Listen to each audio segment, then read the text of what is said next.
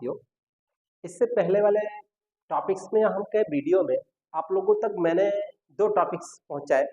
पहला topics area vector रहा, जिसे हम लोग क्षेत्रफल सदिश कहते हैं। मैंने आपको बताया वो टॉपिक्स जो है वो एक ऐसी भौतिक राशि बनाई है साथियों, जो केवल किसी पृष्ठ का पृष्ठ की डायरेक्शंस शो करेगी, मतलब डायरेक्शंस बताएगी इस पृष्ठ की डायरेक्शंस क्या हो सकती है और इसकी रिक्वायर क्यों पड़ी, क्यों हुई डायरेक्शंस की जरूरत। तो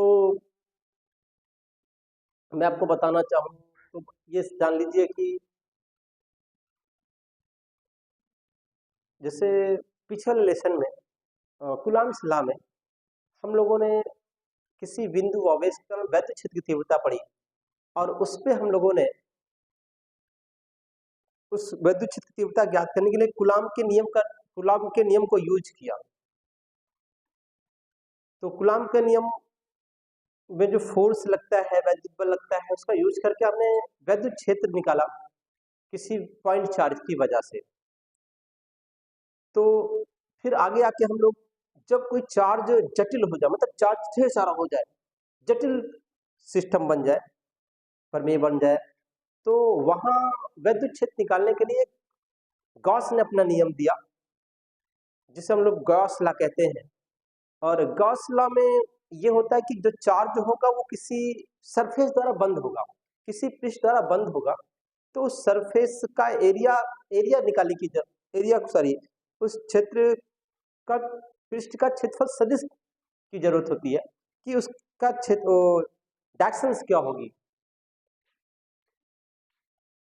चूंकि एक सेकेंड, तो वैद्युत फ्लक्स जब हम लोग आगे चलते हैं तो उसमें वैद्युत फ्लक्स के माध्यम से गॉस लॉ फिर यूज करके वैद्युत क्षेत्र निकालते हैं। तो वैद्युत फ्लक्स हम लोगों ने पढ़ा, जो वैद्युत फ्लक्स का मान होता है वो डायरेक्शंस पर डिपेंड करता है, ठीक है। तो इसलिए यहाँ पे डायरेक्शंस बनाई गई कि एक एरिया वेक्टर होगा वो किसी सरफेस के लंबवत होगा। जैसे अगर ये सरफेस हो तो उसका एरिया वेक्टर कुछ इस तरह से होगा, ठीक साथियों। आज मेरे एक और टॉपिक से है जो गॉस लॉ को और इजी बनाएगा या गॉस लॉ को प्रूफ करने में हमारी मदद करेगा, वो है घन कोण। क्या है साथियों? घन कोण। अंग्रेजी में कहते हैं सॉलिड एंगल, सॉलिड एंगल।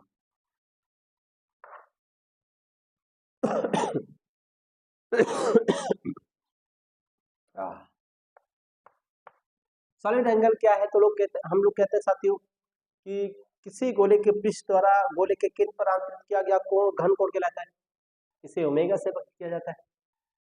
किसी गोले के पृष्ठ द्वारा गोले के केंद्र पर आंतरित किया गया कोण घन कोण कहलाता है।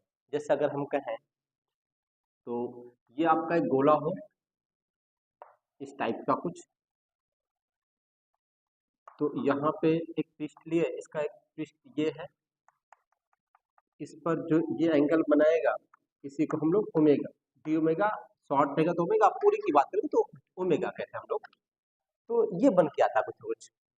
तो घन ये किसी गोले के पृष्ठ तरह गोले के केंद्र पर इस पर आंतरित किया गया कोण क्या कहलाता है? घन कोण कहलाता है, ठीक है। देखिए, तो घन कोण किसे कहेंगे मैं आपको राइट करके दिखाता हूं, आप लोग नोट कर सकते हैं। किसी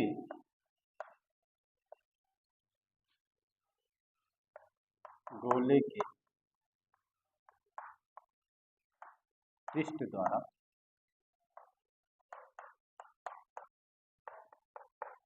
गोले के केंद्र पर आंतरित किया गया कोण या बनाया गया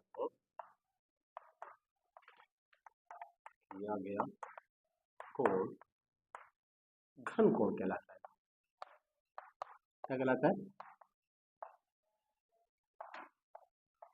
घन कोण कहलाता है, ठीक समझो।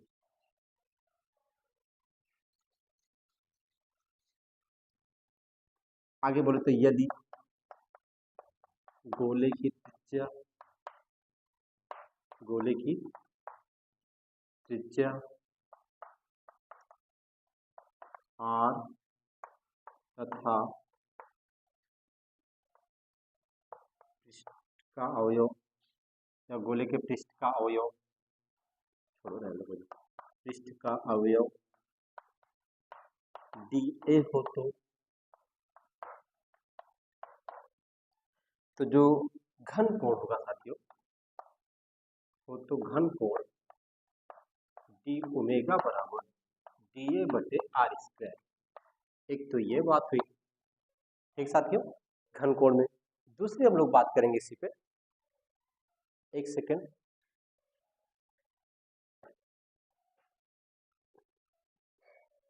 तो घन कोण हम लोगों को कितना है, dA डी ओमेगा बराबर dA बटे r स्क्वायर, ऐसा कुछ आया। यदि n कैप तथा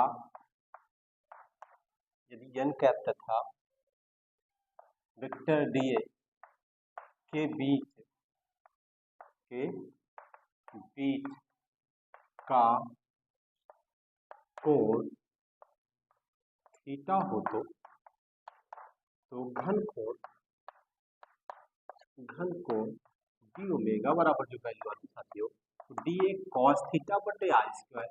अब cos थीटा कहाँ से आती है, मैंने आपको बताया है, ठीक है। अगर ऐसी कोई स्थिति आएगी तो वहाँ cos थीटा ही बनता है, इससे पहले वाले वीडियो में ठीक।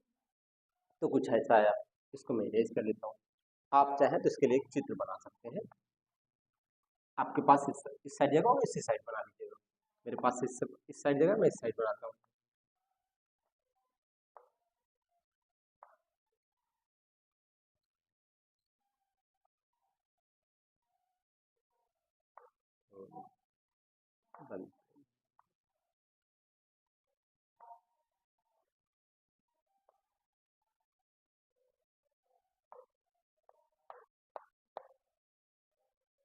तो ये n कैप है सपोज करें, और ये d है,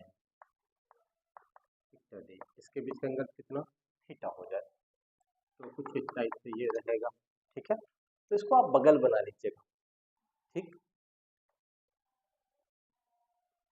आगे चलें, इसी को आगे हम लोग ले चलेंगे। आप देखें, संपूर्ण, थोड़ा सा और आगे नोट करेंगे, संपूर्ण गोले के पृष्ठ द्वारा गोले के केंद्र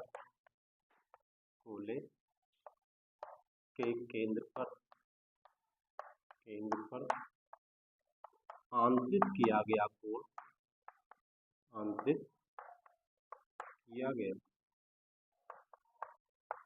कोण जो ओमेगा है साथियों, वो जो डी ओमेगा है वो ओमेगा हो जाता है अगर पूरे की बात करेंगे तो। जैसे अगर आप कहें कि ये गोला है और इसके द्वारा सेंटर को कितना इसका कोण बनेगा, तो ये पूरा गोला लिया जाएगा, ठीक है। ओमेगा बराबर कितना हो जाएगा, डी ए, वो ए हो गया बटे आर स्क्वायर। जो गोले का क्षेत्रफल होगा वो आप लोगों ने पढ़ा होगा 4 पाई आर स्क्वायर बटे आर स्क्वायर। चूंकि गोले का क्षेत्रफल बराबर 4 पाई आर स्क्वायर, कितना, 4 पाई आर स्क्वायर हुआ करता है। अगर समझ रहा हो तो मैं बोल रहा हूँ, लिख लीजिए 4 पाई आर स्क्वायर, आर स्क्वायर गया, कितना बचा, 4 पाई।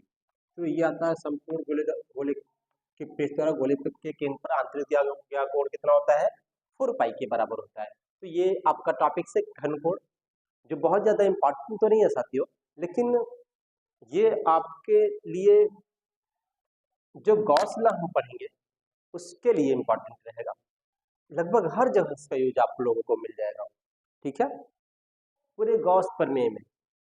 तो अब हम लोग गॉस थ्योरम पे चलेंगे, इसको मैं इरेज करता हूँ। गॉस की प्रमेय क्या है, सबसे पहले गॉस की प्रमेय, मैंने आपको बताया गाउस की प्रमेय का यूज क्यों क्यों किया गया, कहाँ से आया। तो गाउस एक साइंटिस्ट है साथियों।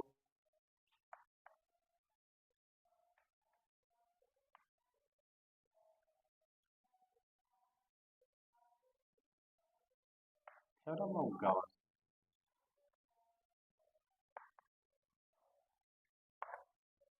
थ्योरम ऑफ गाउस, गाउस की प्रमेय क्या हुआ करती है, चेक करेंगे। गाउस की प्रमेय मैंने आपको बताया कि हमने इससे पहले वाले लेसन में मैंने आपको पीछे भी बता दिया कि इससे पहले लेसन में वैद्युत क्षेत्र की तीव्रता निकालने के लिए कूलाम्ब से लगाया, लेकिन जब कोई जटिल प्रक्रिया हो जाएगी, जटिल सिस्टम बन जाएगा, तो वहां पे कूलाम्ब से लगाना थोड़ा सा कठिन हो जाता है। इसलिए वैद्युत क्षेत्र की तीव्रता निकालने के लिए गॉस ने एक इजी नियम दिया है, और इसे हम लोग फिजिक्स के सेकेंड लेसन में पढ़ते हैं। तो गॉस लॉ का यूज करके हम लोग वैद्युत क्षेत्र की तीव्रता निकालते हैं। पहले हम लोग गॉस लॉ पढ़ेंगे होता क्या है, ठीक है, उसके बाद आगे की चर्चा करेंगे साथियों। तो देखिए गॉस का नियम क्या है या गॉस की प्रमेय क्या है। तो ये गॉस का नियम भी हो सकता है, गॉस की प्रमेय भी हो सकती है, जो कहें आप लोग लिखें। इस नियम के अनुसार, इस नियम के अनुसार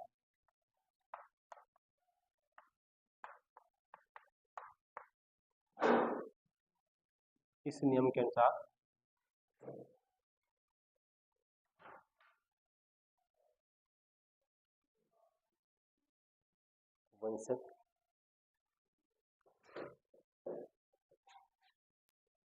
इस नियम के अनुसार क्या बता रहे थे हम लोग, इस नियम के अनुसार किसी बंद पृष्ठ होकर गुजरने वाला कुल वैद्युत फ्लक्स, क्या पढ़ेंगे हम लोग, इस नियम के अनुसार किसी बंद पृष्ठ से होकर गुजरने वाला कुल वैद्युत फ्लक्स उस पृष्ठ के भीतर उपस्थित कुल आवेश का म्यू एप्सिलॉन 0 गुना होता है, या 1/ε0 गुना होता है। तो लिखें किसी बंद पृष्ठ से होकर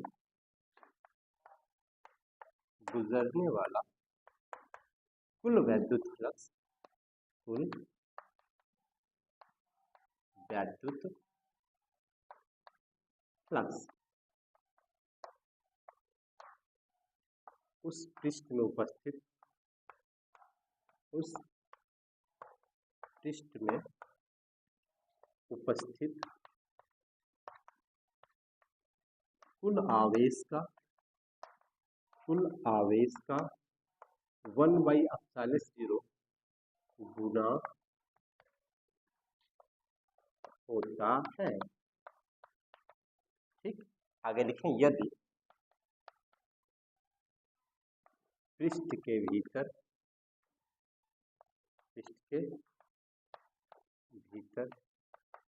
उपस्थित, इसको नई लाइन से लिखना है साथियों, या एक आध लाइन छोड़ के लिखेंगे तो अति उत्तम।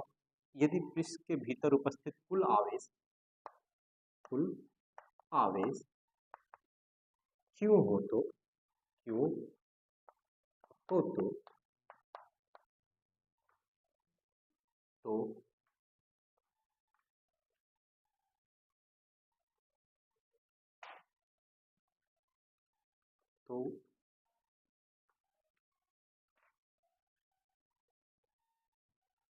ऊपर लिखूंगा, जगह कम है, ऊपर से इसको मिटा लेता हूँ।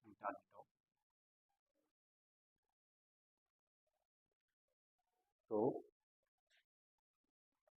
निर्गत या उस पृष्ठ से निकलने वाला कुल वैद्युत फ्लक्स, उस पृष्ठ से निकलने वाला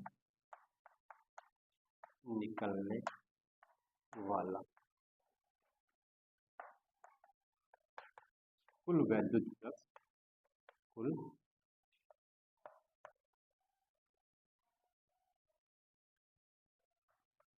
फ्लक्स आई ई बराबर क्यू इंटू 1/ε0, ये कुछ इस तरह से हो। ठीक, तो अगर उस पृष्ठ के भीतर उपस्थित कुल आवेश क्यू हो तो उस पृष्ठ से निकलने वाला कुल वैद्युत फ्लक्स कितना होगा, phi is equal to Q into 1/एप्सिलॉन 0 गुना, यानी कुल आवेश का 1/एप्सिलॉन 0 गुना होता है। फिर से सुन लीजिए, इस नियम के अनुसार किसी पृष्ठ से किसी बंद पृष्ठ से निकलने वाला कुल वैद्युत फ्लक्स उस पृष्ठ पे उपस्थित कुल आवेश का μ0 गुना होता है। यदि उस पृष्ठ पे भीतर Q आवेश हो तो उससे पृष्ठ से निकलने वाला जो कुल वैद्युत फ्लक्स होगा वो phi equal to Q into 1/एप्सिलॉन 0 गुना होगा। ये गॉस लॉ है, ठीक है। अब ये जो गॉस लॉ है इसकी उत्पत्ति कैसे हुई, तो मिला कैसे हम लोगों को ये, ठीक है। तो हम लोग गॉस के नियम की उत्पत्ति पढ़ेंगे, हेडिंग करेंगे आप लोग उत्पत्ति, ठीक है। तो इसके लिए हम मान लेते हैं कि हमारे पास एक बिंदु आवेश Q है, क्या है, बिंदु आवेश Q है जो किसी बिंदु O पर स्थित है। क्या है, एक बिंदु आवेश Q है जो किसी बिंदु O पर स्थित है, ठीक है।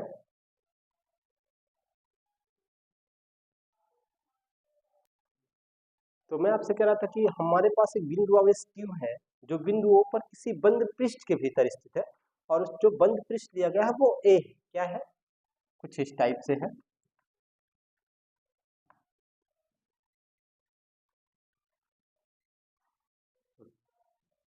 इसको और थोड़ा सही से बनाया जाए तो लोग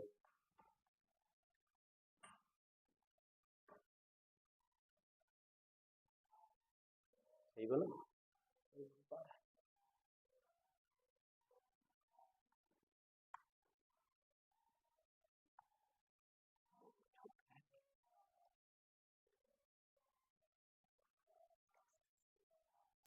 हाँ तो साथियों देखिए, आपके पास एक प्लस Q आवेश Q है जो बिंदु O पर किसी बंद पृष्ठ A के भीतर स्थित है।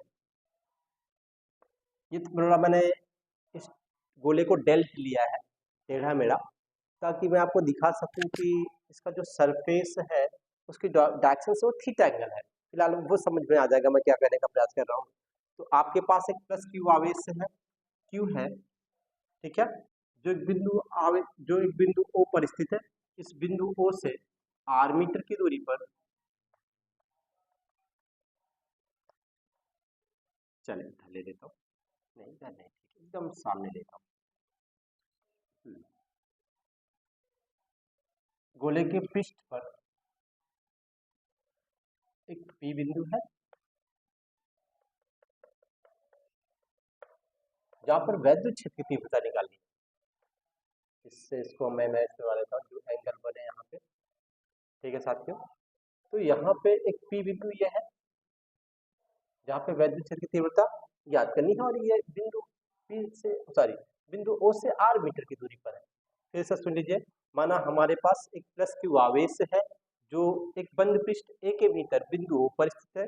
बिंदु O से r मीटर की दूरी पर गोले के पृष्ठ पर एक P बिंदु है जहाँ वैद्युत क्षेत्र की तीव्रता ज्ञात करनी है। इसके लिए मतलब वैद्युत क्षेत्र की तीव्रता ज्ञात करने के लिए हम बिंदु P के चारों क्षेत्रफल अवयव dA की कल्पना करते हैं, ठीक है। तो जिससे गुजरने वाला कुल वैद्युत फ्लक्स कितना होगा। फिलहाल यहाँ पे ये डायरेक्शन बनेगी जो वैद्युत क्षेत्र की तीव्रता की डायरेक्शन है, और एक इसका एरिया वेक्टर बनेगा इसकी दिशा ये होगी, शायद ये ऊपर की ओर दिख रही है, तो ये dA वेक्टर हो जाना चाहिए कि इधर डेल्ट है, इधर ही होगा। सबने कहा हाँ, मैंने भी कह दिया, इधर डेल्ट होता तो डायरेक्शन इधर होती, ऊपर डेल्ट ऊपर की ओर दिख रहा है तो डायरेक्शन इधर ही है, तो dA वेक्टर हो गया। जिसको मैंने आपको उस समय मैंने आपसे बता रहा था कि एक एरिया वेक्टर की जरूरत होगी। जो वेक्टर है इस समय आपको दिख रहा है वो सरफेस के परपेंडिकुलर होगी, तो वो ऊपर परपेंडिकुलर मैंने आपको दिखाया है, ठीक साथियों। तो ये इसके यहाँ पे एक एंगल बना है जिसे हम घन कोण भी कहेंगे, ये आपके पास डी ओमेगा है, ठीक। फिर से सुन लीजिए, माना हमारे पास एक प्लस क्यू आवेश, माना हमारे पास का एक प्लस क्यू आवेश है जो बंद पृष्ठ A के भीतर किसी बंद पृष्ठ A के भीतर बिंदु O पर स्थित है। बिंदु O से r मीटर की दूरी पर गोले के पृष्ठ पर एक P बिंदु है जहां वैद्युत क्षेत्र की तीव्रता ज्ञात करनी है, ठीक। इसके लिए हम लोग बिंदु P के चारों क्षेत्रफल अवयव dA की कल्पना करते हैं। इसकी कल्पना करते हैं dA। तो जिससे होकर गुजरने वाला कुल वैद्युत फ्लक्स कितना होगा, तो वो हो जाएगा D phi E equal to vector E dot vector D. देखिए अब वहां पे आपने इससे पहले वाले वैद्युत फ्लक्स में पढ़ा होगा कि डी फाई फाई ई बराबर ई इंटू ए, और अगर ये थीटा कोण पर रहा होगा तो ये कॉस थीटा पड़ा होगा, और जिसी को हम लोग उस समय लिख सकते हैं साथियों, मैंने आपको ध्यान नहीं दिया होगा, तो इसको vector E dot vector A लिख सकते थे, क्योंकि vector E dot vector A D A cos theta. तो फिलहाल इससे आपको कोई मतलब नहीं, मैं वहाँ नहीं लिखा तो कोई बात नहीं। तो ये vector E dot vector D है। अब आपने पढ़ा होगा कि vector E dot vector D किसके बराबर होगा, E D A cos theta के बराबर। क्यों ऐसा, क्योंकि हम लोगों ने कक्षा 11 में पढ़ा है, क्योंकि vector A dot vector B बराबर हम लोगों ने पढ़ा है ए बी कॉस थीटा, पढ़ा होगा आप लोगों ने, सबने कहा हाँ, मैंने भी कह दिया हाँ पढ़ा है इस तरह। ठीक, अगर नहीं पढ़ा फिर भी कोई दिक्कत नहीं है, समझ लीजिए कि vector A dot vector B बराबर ए बी कॉस थीटा होता है, एक फॉर्मूला होता है। ठीक, अब डी फाई ई, अब क्या आया, अब आपको हम लोगों को पता है जो ई होगा वो बिंदु इससे आर मीटर की दूरी पर है, तो वैद्युत क्षेत्र तीव्रता जो हो जाएगी 1/4πε0 क्यू बटे आर स्क्वायर। ठीक, डी ए कॉस थीटा। ठीक है, ये डी फाई ई है, ये भी डी फाई ई है।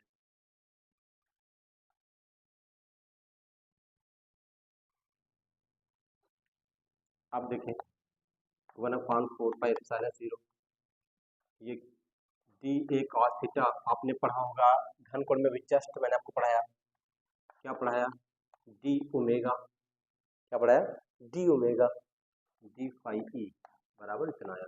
अब संपूर्ण गोले से होकर गुजरने वाला वैद्युत फ्लक्स कितना होगा, आप क्या लिखेंगे, संपूर्ण गोले से होकर गुजरने वाला वैद्युत फ्लक्स।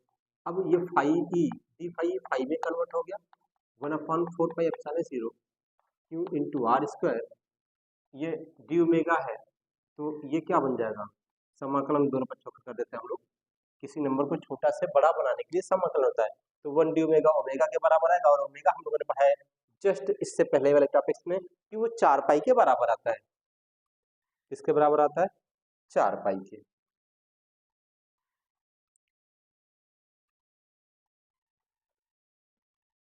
सॉरी, ये पूरी बात डी ओमेगा के बराबर थी, ये पूरी बात, ये आर स्क्वायर नहीं रहेगा,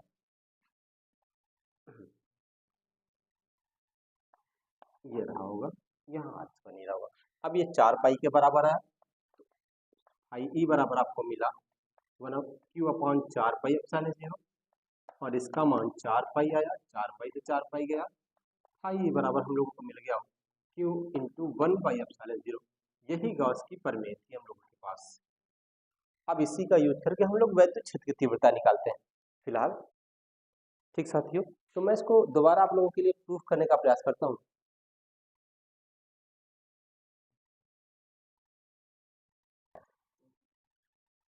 लिखें, माना हमारे पास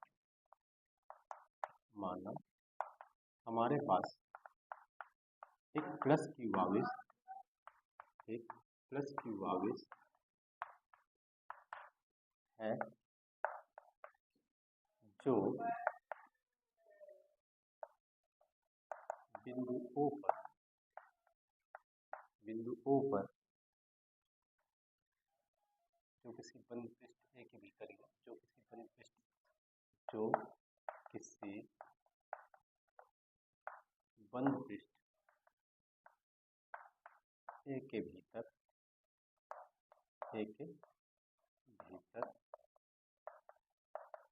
बिंदु O पर स्थित है, कुछ इस टाइप से लिखना है, स्थित। ठीक है, अब देखो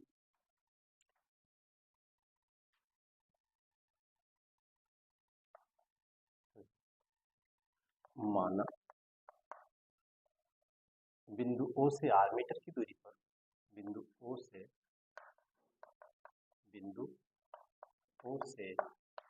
आर मीटर की दूरी पर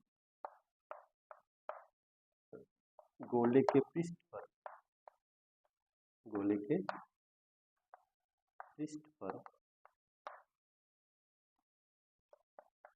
एक P बिंदु है, जहां वैद्युत क्षेत्र की तीव्रता ज्ञात करनी है। ठीक है, ये अब मैंने आपको माना बिंदु O से R मीटर की दूरी पर एक P बिंदु है, गोले के पृष्ठ दूरी पर गोले के पृष्ठ पर एक P बिंदु है जहां वैद्युत क्षेत्र की तीव्रता ज्ञात करनी है। तो इसके लिए हम लोग बिंदु P के चारों क्षेत्रफल अवयव के लिए इसके लिए हम लोग क्या करेंगे, आगे लिखेंगे नई लाइन से। इसके लिए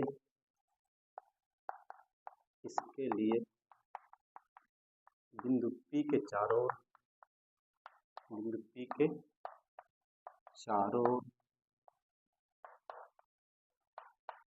एक क्षेत्रफल अवयव dA की कल्पना करते हैं,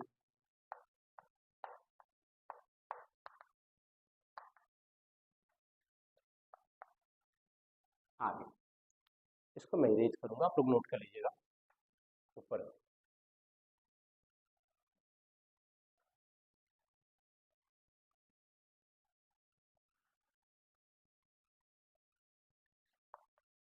जिससे होकर गुजरने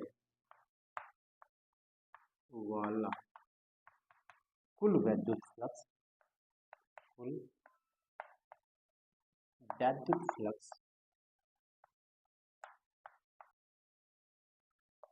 डी फाई, क्योंकि छोटा है इसलिए हम लोग डी लगाते हैं। किसी नंबर के पहले अगर डी लगेगा साथियों तो वो शॉर्ट मतलब छोटे को दर्शाएगा कि ये वैल्यू बहुत छोटी है। किसी नंबर से पहले डेल्टा लगेगा तो ये डिफरेंट दर्शाएगा, दो नंबरों के बीच अंतर बताएगा। ठीक है, अब डी फाई बराबर कितना, vector E dot vector D है, ये वैद्युत फ्लक्स गुजरेगा। उस समय आप लोगों ने पढ़ा होगा कि फाई ई बराबर होता है, इससे पहले वाले वैद्युत फ्लक्स में ई ए कॉस थीटा, इसी को हम चाहते तो उस समय लिख सकते साथियों vector E dot vector D है। तो चाहे ये कहें चाहे ये कहें, किसी पृष्ठ से गुजरेगा वैद्युत फ्लक्स, चाहे ये कहेंगे चाहे ये कहेंगे, दोनों बातें एक। तो मैं हमेशा यही कहूंगा और इससे एक वैल्यू लेके आऊंगा हम लोग डी ए कॉस थीटा। ऐसा क्यों, क्योंकि हम लोगों ने क्लास 11 में पढ़ा vector A dot vector B A B cos theta के बराबर हुआ करता है। सबने कहा हाँ, मैंने भी कह दिया हाँ। अब देखें डी फाई ई बराबर लिखें आगे, चूंकि लिखें ऐसा लिखते हैं, हम जानते हैं कि जो ई होता है वो 1/4πε0 क्यू बटा आर स्क्वायर के बराबर, मतलब अगर आवेश क्यू हो दूरी आर हो तो वैद्युत क्षेत्र की तीव्रता ये हुआ करती है। ठीक साथियों,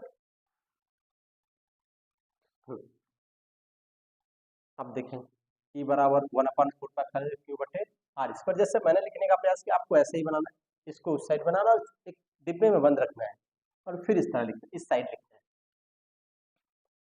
अब जो डी फाई ई आएगा वहां पे ई है, ई की जगह में 1/4πε0 क्यू बटा आर स्क्वायर बटे डी ए कॉस थीटा लिखूंगा।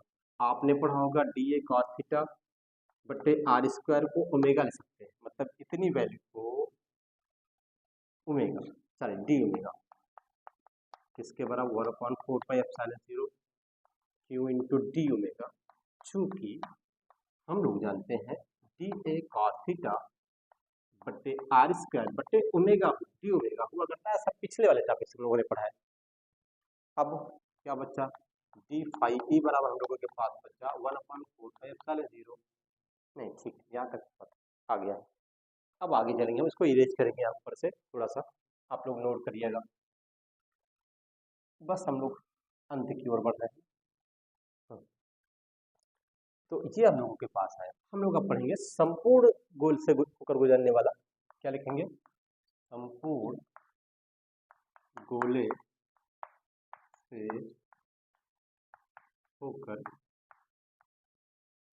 गुजरने वाला कुल वैद्युत फ्लक्स,